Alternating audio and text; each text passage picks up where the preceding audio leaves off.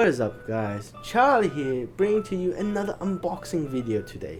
Today we will be unboxing the Hori Real Arcade Pro Reimu edition, which I assume is the Real Arcade Pro 4 Toho edition. So this is a special edition arcade fight stick dedicated for the upcoming or the already released Toho fighting game itself. And this version especially was only available on Amazon Japan, so with my curiosity mind and my ass was itching, I clicked on the button by accident. And here we are, now we have another arcade stick in the office.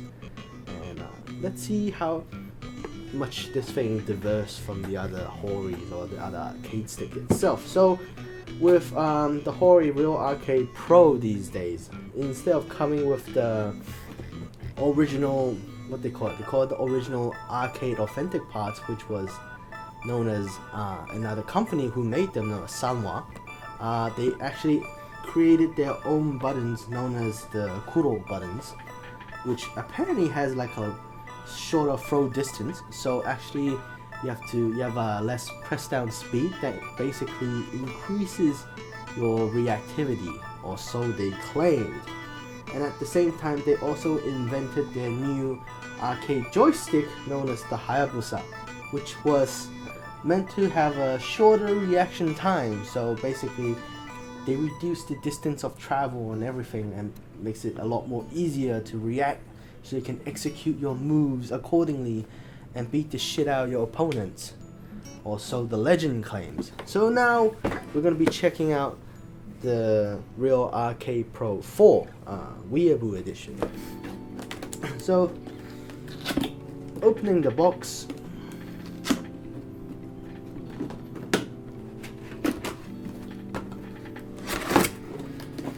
okay, it's pretty self-explanatory. So you have the arcade stick already wrapped up nicely. Put the box away for a second. There's two styrofoam putting the stick in place, and inside, voila, you have the arcade stick.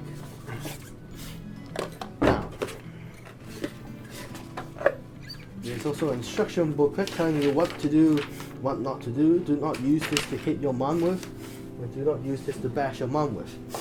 So the arcade stick itself is pretty similar to the original Hori Arcade Pro 4, with the buttons instead being red this time. Oh my god, they actually feel nice. So these are the parts they were using. They're all original Hori parts. We have the Kuro buttons and we have the Hayabusa arcade stick. Now from what I've known as well is currently Hori has actually worked out a deal with majority of the arcades in Japan, so a lot of arcades in Japan are actually using the Kuro buttons. On the top here you have the touch panel for your PlayStation 4 controller, so that's a new added bonus. And they've added a storage compartment for your USB cable. When you're not using it, you just put it back and close it. There's also a little hole there, so you can, take your arcade stick out and then put the cable through, so it doesn't, clamp the cable or anything like that.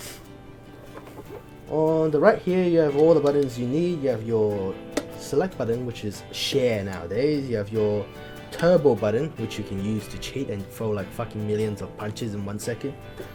And then you have your L3 and R3 button, your PlayStation button.